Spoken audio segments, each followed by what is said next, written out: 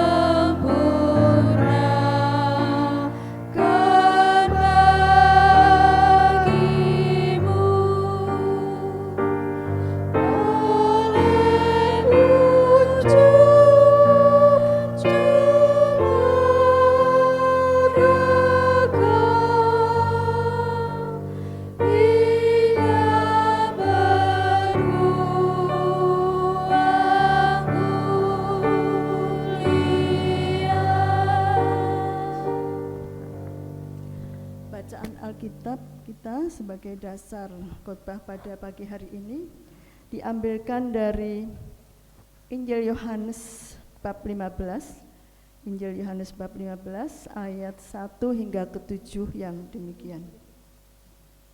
Akulah pokok anggur yang benar dan Bapakulah pengusahanya.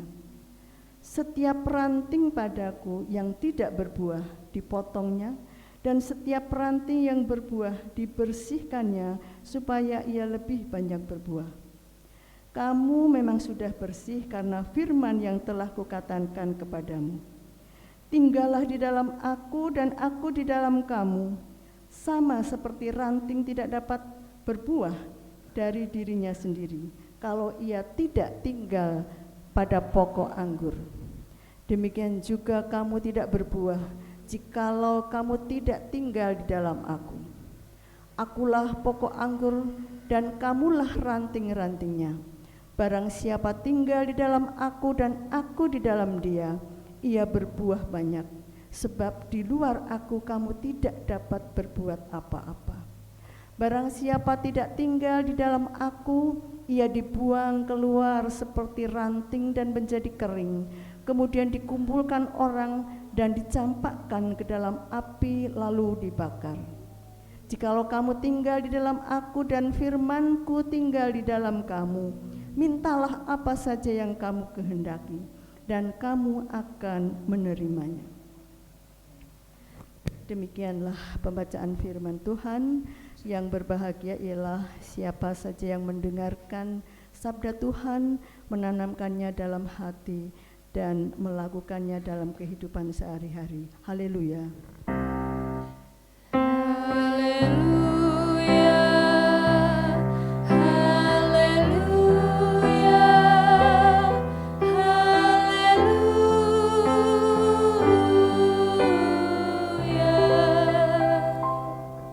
Selamat pagi Bapak Ibu yang terkasih dalam Tuhan.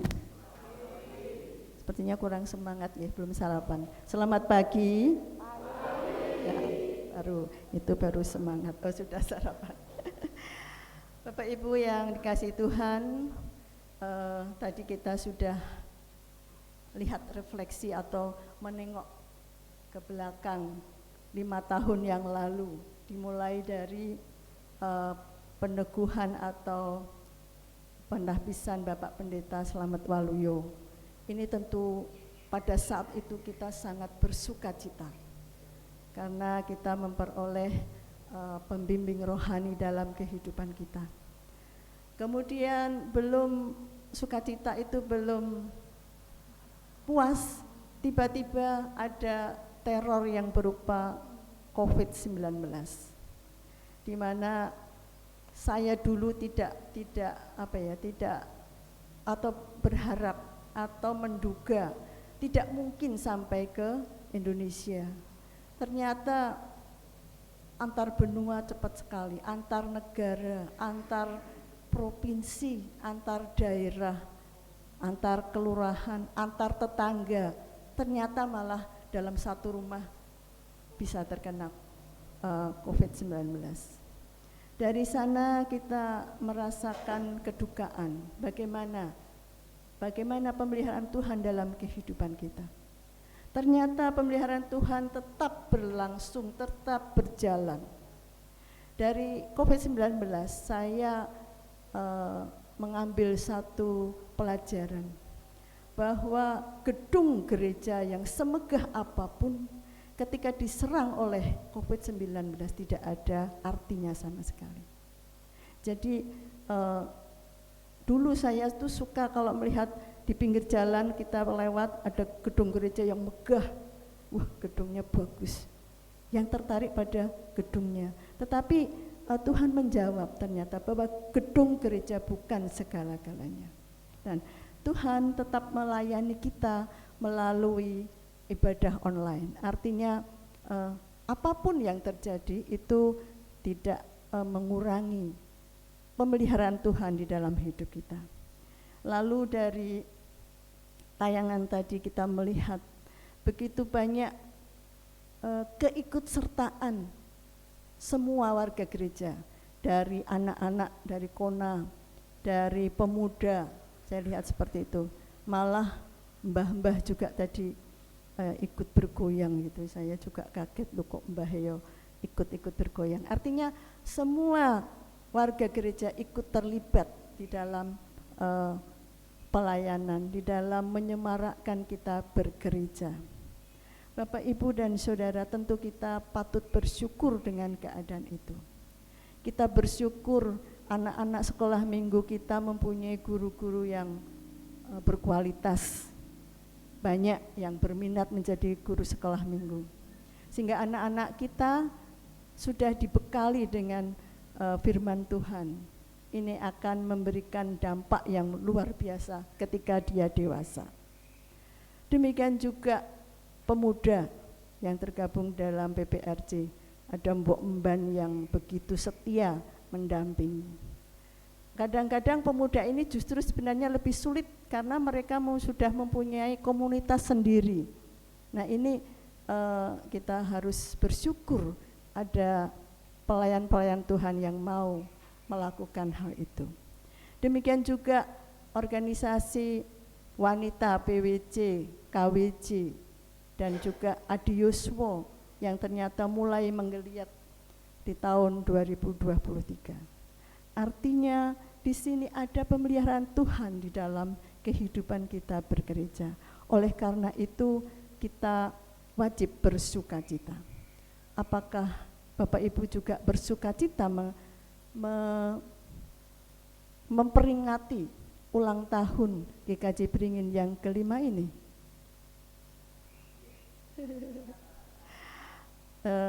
kalau saya bersukacita, maka panjenengan menjawab yes gitu nggih, supaya semangat nggih. Bapak Ibu bersukacita? Yes, ya. Terima kasih, itu mengungkapkan sukacita. Ulang tahun kok diam saja, kan kurang apa ya, seharusnya kan ulang tahun itu bergembira, bersukacita. Bapak Ibu dan saudara-saudara yang terkasih di dalam Tuhan, visi GKJ Beringin adalah berakar, bertumbuh dan berbuah. Dan ini melalui proses, tidak bisa langsung menjadi suatu gereja yang besar, langsung semuanya baik sound systemnya, baik kursinya, baik semuanya. Belum, tentu ada tahapan, ada prosesnya. Kadang-kadang kita tidak menghormati proses, tidak menyukai proses. Harus tiba-tiba harus baik begitu. Kadang-kadang seperti itu. Ada satu dongeng yang ingin saya sampaikan dalam khotbah pada pagi hari ini tentang bagaimana seseorang atau kita harus berproses. Bapak Ibu tentu sudah pernah mendengar dongeng tentang angsa yang bertelur emas. Sudah pernah, Bu, Pak? Yeah. Oh ya, ada yang sudah, ada yang belum ya. Yang suka didongengi mesti sudah pernah mendengar. Jadi dongeng itu saya ulangi lagi. Ada seorang petani, dia tidak terlalu kaya, pas-pasan, sederhana. Dia hanya mempunyai sawah sepetak begitu.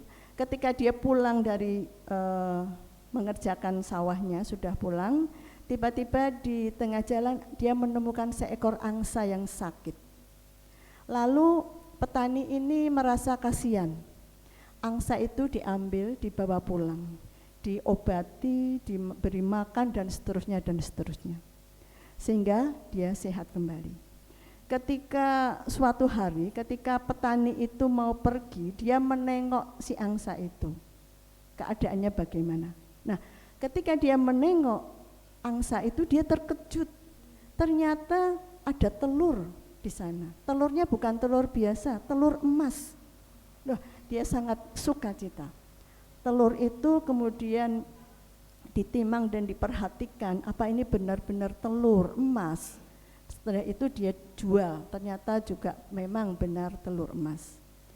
Kemudian dia pulang, karena sukacitanya, lalu petani itu memberikan makanan yang baik kepada angsa itu tadi, lebih daripada yang kemarin.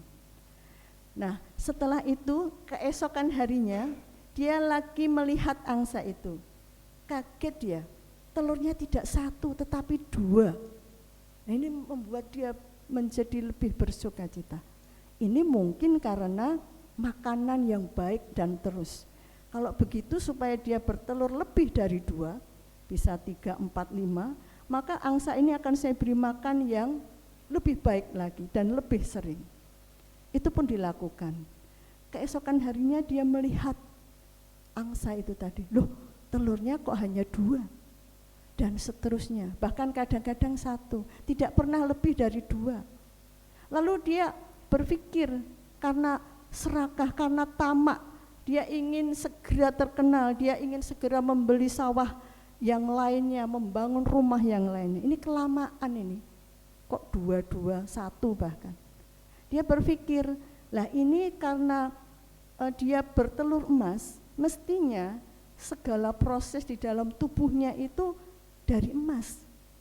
Lalu dia berpikir kalau telur itu kelamaan keluar satu-satu, mungkin di dalamnya banyak telur.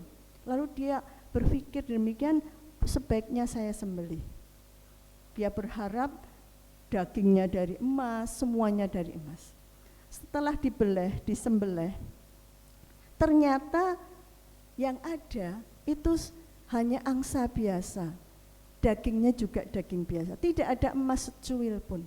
Di sini kemudian si petani itu merasa menyesal bahwa dia sudah terlalu tergesa-gesa dan terlalu ingin supaya semuanya segera terpenuhi. Bapak, Ibu dan saudara yang terkasih, petani ini adalah, atau pelajaran yang dapat kita ambil dari dongeng ini ialah orang tidak menghargai proses. Maunya cepat kaya, maunya cepat baik, maunya serba mewah, maunya semuanya, sehingga kalau berorientasi kepada hasil, tidak kepada proses. Proses ada tahapannya, perlu waktu, ada alurnya. Nah, ini yang kadang-kadang kita tidak sabar, sehingga kalau kita tidak sabar, kita membuat kebijakan yang kelewat, keliru, mengakibatkan kita sendiri yang menyesal, tidak memperoleh hasil, tapi malah kosong, ya. Jadi inilah kita menghargai proses.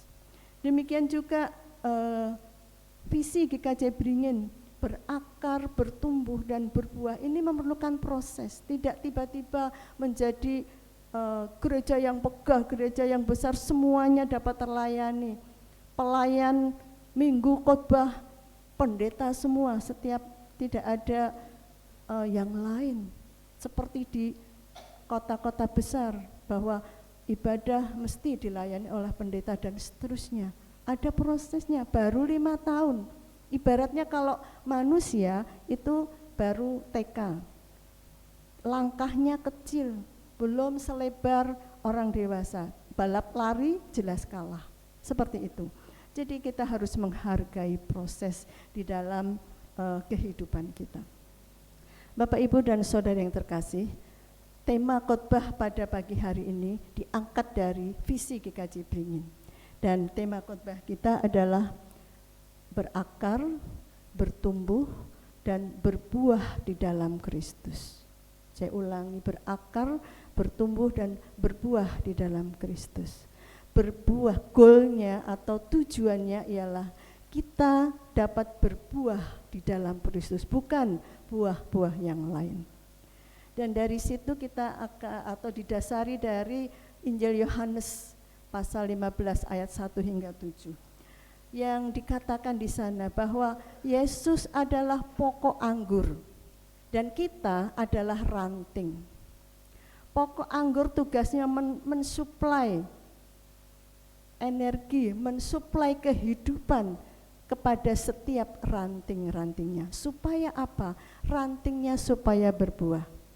Ranting adalah kita, pokok anggur adalah Yesus sendiri. Ranting harus, sekali lagi, harus berbuah. Dikatakan di dalam Injil Yohanes tadi, kalau ranting itu tidak berbuah atau dia tidak menempel pada pokoknya, maka dia akan mati. Dan ranting yang tidak berbuah akan dipangkas, dibuang, dan dibakar. Tetapi ranting yang berbuah dibersihkan. Artinya ranting yang sudah berbuah dibersihkan, itu artinya ada pemeliharaan Tuhan kepada ranting-ranting yang berbuah. Supaya apa? Buahnya semakin banyak, buahnya semakin berlimpah. Ini yang dikatakan oleh Tuhan Yesus pada saat itu. Yang kedua, ranting supaya berbuah, supaya hidup, dia harus menempel kuat kepada pokok anggur. Kita yang sebagai ranting, supaya kita tidak mati, supaya kita tidak dibuang, supaya kita berbuah, maka kita harus menempel kepada pokok anggur, yaitu Yesus sendiri. Mengapa? Karena Yesus adalah sumber hidup, sentral kehidupan, sumber energi kita sebagai ranting-ranting. Lalu bagaimana cara kita supaya kita menempel kepada pokok anggur itu? Supaya kita dapat nutrisi dari pokok anggur, supaya kita dapat kehidupan, supaya kita dapat berbuah. Yang pertama, mendengarkan firman Tuhan, mendengarkan sabdanya, mendengarkan sapaannya. Ini mendekatkan kita kepada pokok anggur. Bisa itu kita lakukan sendiri-sendiri, mungkin malam hari, pagi hari, atau yang lain. dan juga lewat persekutuan doa, persekutuan pemuda, adi yuswo, dan sebagainya, dan juga termasuk ibadah seperti pagi hari ini. Ini adalah dalam rangka kita dekat, kita melekat kepada pokok anggur, kita melekat kepada Tuhan. Di dalam firman Tuhan itu tentu ada pengharapan. Kita mempunyai pengharapan, tidak putus asa. Di dalam firman itu juga ada dorongan supaya kita lebih semangat, lebih memampukan diri kita. Tetapi juga ada yang memberikan jalan keluar. Kamu itu sedang salah, jalannya tidak di situ. Ini melalui firman Tuhan. Berarti kita melekat kepada pokok anggur. Yang kedua, setelah kita mendengarkan firman Tuhan, maka yang kedua ialah kita melakukan komunikasi yang intens dengan sang pokok anggur, yaitu Tuhan Yesus sendiri. Dengan komunikasi kita adalah dengan doa. Doa kita kepada Tuhan semua dapat kita sampaikan, bahkan keluh kesah kita, mungkin kejengkelan kita, mungkin merasa kita difitnah atau bagaimana, kita dapat melakukannya, kita dapat sampaikan kepada Tuhan. Itu akan membuat kita lega.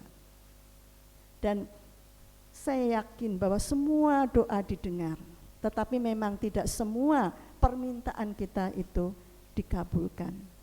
Karena di sini yang menjadi poin bahwa Tuhan akan mengabulkan doa kita itu apabila menurut Tuhan itu baik bagi kita. Bukan baik menurut kita, tetapi baik menurut Tuhan. Maka Tuhan akan mengabulkan. Dan di dalam hal ini kadang-kadang kita merasa kecewa, saya sudah berdoa, saya sudah melayani Tuhan, saya sudah mempersembahkan semuanya kepada Tuhan, tapi kenapa doa saya yang seperti ini kok tidak dikabulkan? Kadang-kadang kita menjadi lemah.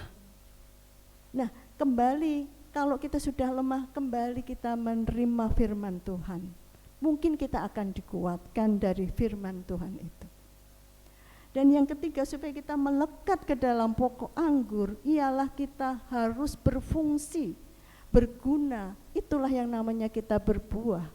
Berfungsi, berguna bagi jemaat GKJ Beringin satu sama lain. Kita ada di sini, kita saling berkontribusi, saling mempunyai tanggung jawab terhadap GKJ Beringin. Dan disinilah peran nyata kita semua. Jadi jangan, kalau kita mau berbuah ya jangan masa bodoh lah. Itu urusannya majelis, itu urusannya panitia dan seterusnya dan seterusnya.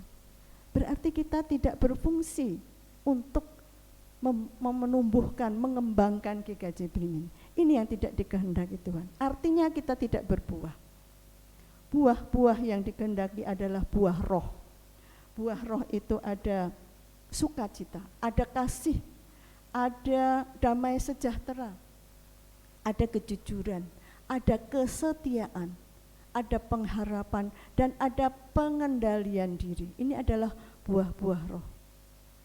Apakah bisa kita melakukan semua itu?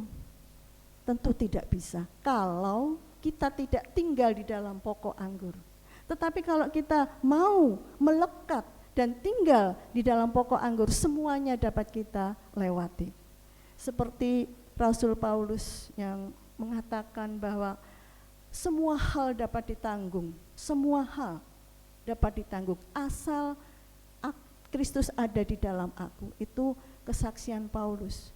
Dan benar, Paulus itu hidupnya walaupun berpelayanan, tetapi secara ekonomi, secara finansial dia tidak memiliki apa-apa.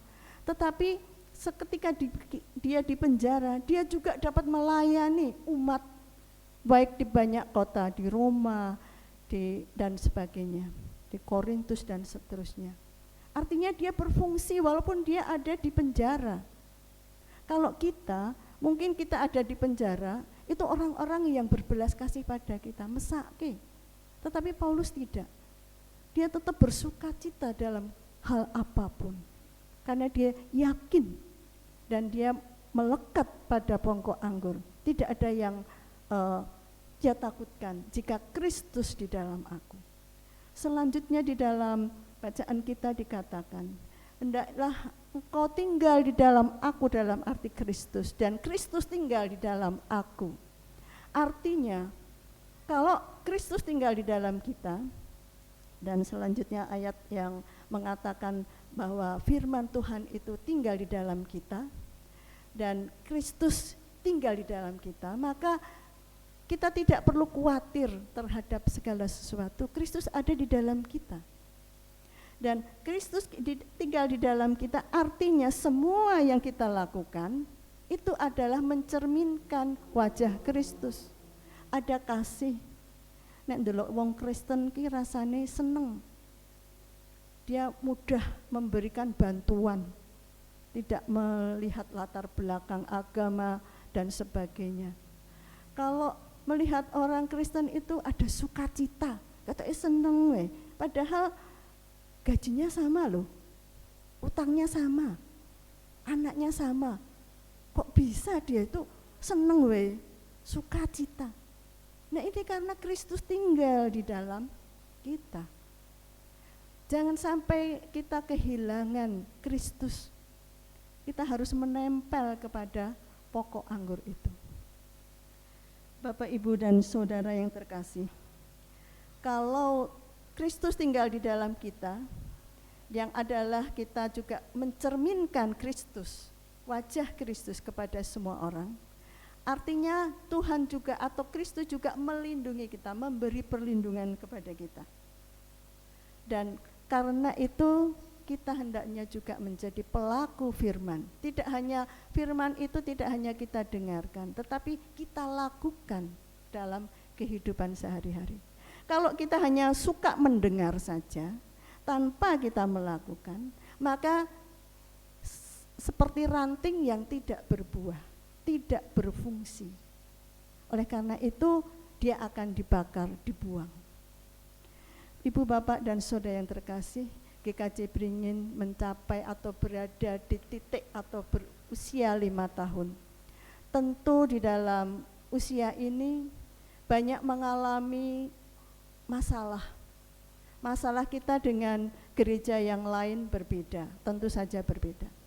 Tetapi mari kita saling berakar di dalam Tuhan, bertumbuh bersama-sama dalam iman, dalam spiritualis. Dan dengan demikian kita akan berbuah di dalam Kristus. Yaitu kita saling bersama-sama bertanggung jawab terhadap gereja ini. Jangan hanya seperti tadi dikatakan mencela. Wah itu leadernya kurang bagus.